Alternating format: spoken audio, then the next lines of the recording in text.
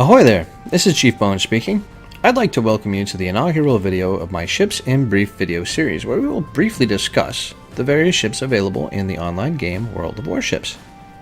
Now today's ship of choice is the PLAN HuangHe, probably my favorite cruiser in the game right now. Now the HuangHe began her career as the HMS Aurora, a light cruiser of the Arethusa class series of cruisers, which was only a smaller version of the Leander class cruisers.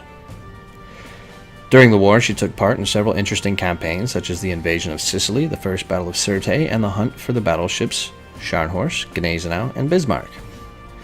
She sustained serious damage at one point and had to be repaired in Malta, but she survived to the end of the war. After the war, she was given to the nationalist Chinese in recompense for the British seizure of several Chinese vessels in Hong Kong, which they subsequently lost. Unfortunately, after the Chongqing, which she was now known as, was taken over by the Chinese, the crew and commander defected to the Communist Chinese. Now remember, the Chinese were still in a civil war even after World War II ended. Soon after the new Communist Chinese took over, the Nationalist Chinese bombed and sank the Chongqing. She was eventually refloated by the Communist Chinese and determined to be too expensive to repair or rebuild, and spent the remainder of her career as a cargo hulk or barracks ship. Now only pieces of her can be found in the Chinese Naval Museum in Beijing. So let's take a look at how the HuangHe appears in game. All stats are taken directly from the World of Warships wiki, with no upgrades, no captain skills, and no signal flags. For her main battery, she has 3 dual 152mm main cannons, which can fire either HE or AP despite it being a British ship. These are Russian guns. For her secondary battery, she has 4 dual 100mm high explosive firing guns, and on either side of the ship she has triple torpedo tube launchers.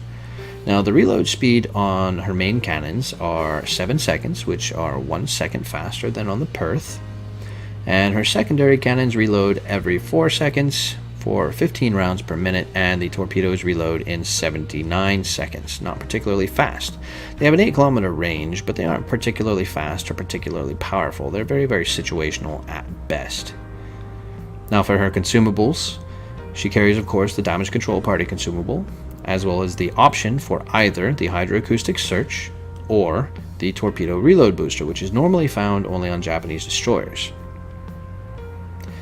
She also has the peculiar smoke generator that is shared with the HMCS Haida and the HMAS Perth, the rolling smoke, where one can actually continually move at quarter speed and have the smoke follow, but it doesn't actually set a permanent smoke screen like you would find with the Americans or Germans. It follows you along. Now she is most commonly compared to the Leander because she's very similar to the Leander, or the Perth because she's very similar to Perth, but personally I prefer the HuangHe over the Perth for various reasons. Her anti-aircraft suite is pretty intense given her tier, and with the Cleveland being up-tiered to tier 8, she now has some of the strongest anti-air fire in the game at tier 6. Now the video you're watching, the gameplay that you're seeing now, was sent in by a clanmate of mine, and I'd like to demonstrate it, some of the greatness of this ship, while at the same time saying, don't do this, because this is not really how the HuangHe is meant to be played. Now, she was a destroyer hunter primarily, and she is exceptional at that job.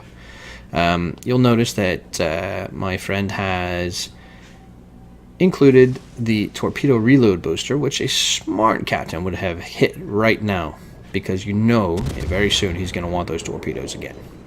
Unfortunately, he doesn't, but it's okay. It doesn't hurt that much. While you're watching, you can see that the trajectory of his main battery is very, very flat, and it does a very good job of going directly where he's pointed. These are rail guns. These are laser beams. They're not particularly damaging, but I mean, it's hard to miss. It's hard to miss. You'll notice that she's not particularly fast. She has a top speed of 33 knots. But the speed isn't really going to do much to help her. She's not going to be chasing anybody down, and she's not going to be doing a whole lot of escaping. So you want to play very cautiously with her. She has a very low hit pool, and her citadel is extremely exposed. Just about anything can penetrate her and cause serious damage. Luckily, she can also bounce quite a bit if you're angled properly, so it's not anything really to worry about too much. While she is a very fragile ship, she is a very useful ship. Now, of course, the Perth is obviously going to be referred to as a better ship by most people, if you're in the forums or online, but for some reason I don't do anywhere near as well in the Perth as I do in the HuangHe.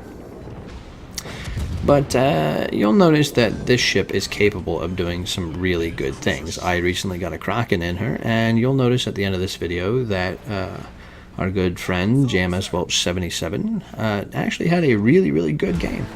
Really high damage game. And this is not the norm, but it's very possible. I like this ship, and I think you should too. I'll see you again soon. Bye bye.